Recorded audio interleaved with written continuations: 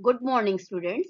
आज हम 8वीं कक्षा की हिंदी की पाठ्य पुस्तक सुलभ भारती से पाठ 8 पढ़ेंगे, जिसका शीर्षक है पूर्ण विश्राम। इस पाठ के लेखक सत्यकाम विद्यालंकार जी हैं। इनका जन्म 1935 लाहौर में हुआ था। इनका परिचय है। आप सफल संपादक, लेखक और कवि हैं। सरल सुबोध भाषा और रोचक बोधगम्य शैली आपके लेखन की विशेषताएं हैं। लेखन व्यावहारिक है। आपने व्यक्तित्व और चरित्र निर्माण पर अधिक बल दिया है। इनकी प्रमुख कृतियां हैं स्वतंत्रता पूर्व चरित्र निर्माण, मानसिक शक्ति के चमत्कार, सफल जीवन लेख संग्रह है, वीर सावरकर, वीर शिवाजी, सरदार पटेल, महात्मा गांधी जीवन चरित्र आदि। प्रस्तुत पाठ हास्य व्यंग्यात्मक है। इस पाठ में शहर की जीवन शैली पर व्यंग किया गया है। बड़े शहरों में रहने वालों की जिंदगी इतनी भागदौड़ से भरी है कि उन्हें विश्राम के लिए समय निकालना भी एक बड़ी समस्या है। अगर समय निकाल भी ले तो इतनी पारिवारिक उलझने हैं कि वे उस समय का आनंद नहीं उठा पाते हैं। वे उलझने ही उस विश्राम में बाधक बन जाती हैं, जैसा कि लेखक के साथ हुआ।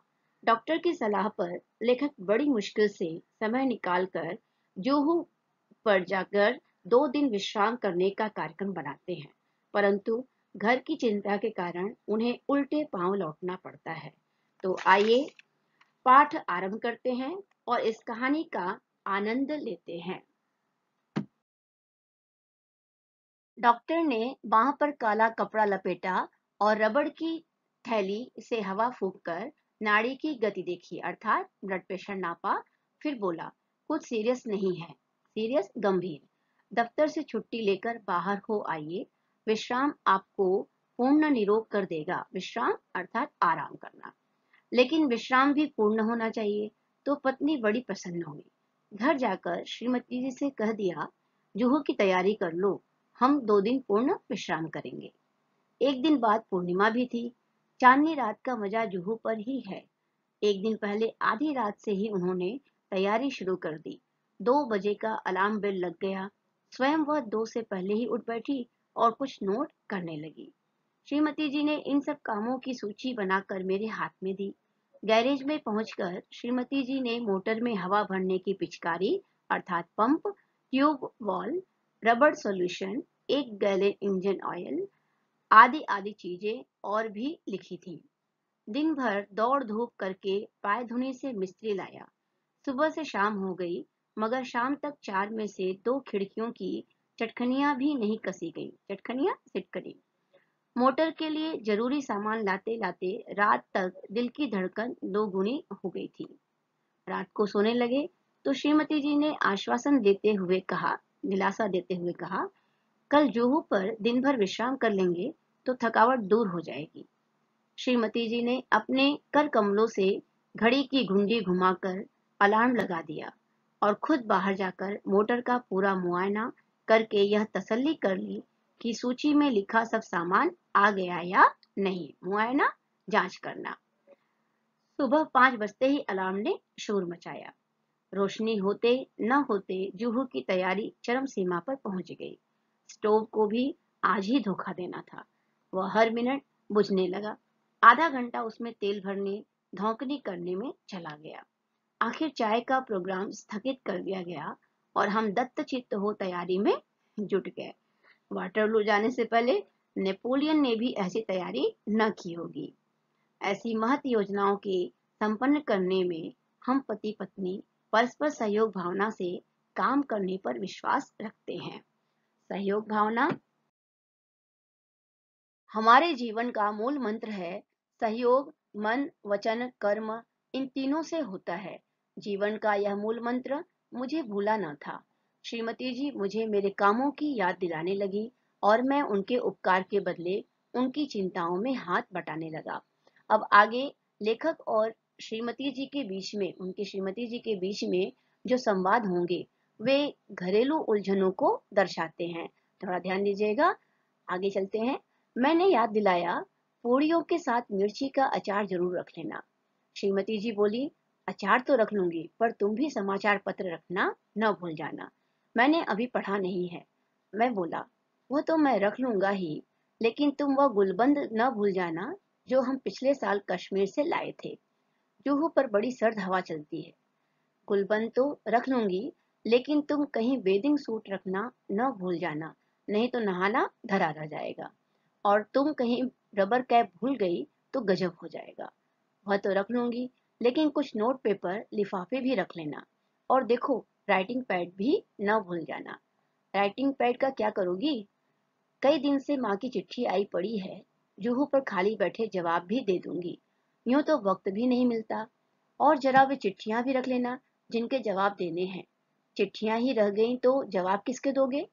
और सुनो, बिजली के बिल और बीमा के नोटिस आ पड़े हैं, उनका भी भुगतान करना है, उन्हें भी डाल लेना। उस दिन तुम धूप का चश्मा भूल गए तो सर का दर्द चढ़ गया, इसलिए कहती हूँ छतरी भी रख लेना। अच्छा बाबा, रख लूंगा। और देखा, धूप से बचने की क्रीम भी रख लेना, शाम तक छाले न पड़ जाएं। वहां बहुत करारी धूप पड़ती है, करारी तेज धूप पड़ती है। श्रीमती जी कहती तो जा रही थी कि रख लूंगी, लेकिन ढूंढ रही थी नेल कटर। कैंची, ब्रश और सब तो मिल गया था, लेकिन नेल कटर नहीं मिल रहा था, इसलिए बहुत घबराई हुई थी। मैंने कहा, जाने दो नेल कटर, बाकी सब चीजें तो रख लो। इधर मैं अपने लिए नया अखबार और कुछ ऐसी किताबें थैले में भर रहा था जो बहुत दिनों से समालोचना के लिए आई थी। समालोचना किसी वस्तु के गुण और दोष को बताना। और सोचता था कि फुर्सत से समालोचना कर दूंगा। आखिर 3 किताबें थैले में झोंक ली। कई दिनों से कविता करने की भी धुन सवार हुई थी। उनकी कई कतरनें इधर उधर बिखरी पड़ी थी, उन्हें भी जमा किया। सोचा, काव्य प्रेरणा के लिए जुहू से अच्छी जगह और कौन सी मिलेगी। आखिर कई अटैची, कई थैले, कई झोले भरकर हम जुहू पहुंचे। 5-7 मिनट तो हम स्वप्न लोक में विचरते रहे। स्वप्न लोक, सपनों की दुनिया। हम समुद्र में नहाने को चल पड़े। समुद्र तट पर और लोग भी नहा रहे थे। एक ऊंची लहर ने आकर हम दोनों को ढक लिया। लहर की उस थपेड़ से न जाने श्रीमती जी के मस्तिष्क में क्या नई स्फूर्ति आ गई कि उन्होंने मुझसे पूछा, तुम्हें याद है बरामदे की खिड़की को तुमने अंदर से बंद कर दिया था या नहीं? मैं कह उठा, मुझे तो कुछ याद नहीं पड़ता। अगर वह बंद नहीं हुई और खुली ही रह गई तो क्या होगा? कहते कहते श्रीमती जी के चेहरे का रंग पीला पड़ गया। मैंने कहा, चलो छोड़ो अब इन चिंताओं को, जो होना होगा हो जाएगा। मेरी बात से तो उनकी आंखों में आंसुओं का समुद्र ही बह पड़ा। उनके कांपते ओठों पर यही शब्द थे, अब क्या होगा? और अगर खिड़कियां खुली रह गई होगी तो घर का क्या होगा? यह सोच उनकी अधीरता और भी ज्यादा होती जा रही थी। जिस धड़कन का इलाज करने को जोहू पर आया था, वह 10 गुना बढ़ गई थी। मैंने तेजी से मोटर चलाई। मोटर का इंजन धक धक कर रहा था, लेकिन मेरा दिल उससे भी ज्यादा तेज रफ्तार से धड़क रहा था। जिस रफ्तार से हम गए थे, दूनी रफ्तार से हम वापस आए। अंदर आकर देखा कि खिड़की की चटकनी बदस्तूर लगी थी। बदस्तूर, ज्यों का त्यों। सब ठीक ठाक था। मैंने ही वह लगाई थी, लेकिन लगाकर यह भूल गया कि लगाई या नहीं।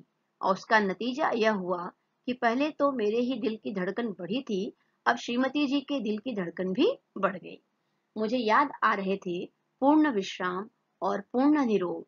साथ ही यह विश्वास भी पक्का हो गया था कि जिस शब्द के साथ पूर्ण लग जाता है, वह पूर्ण भयावह हो जाता है, भयावह डरावना हो जाता है।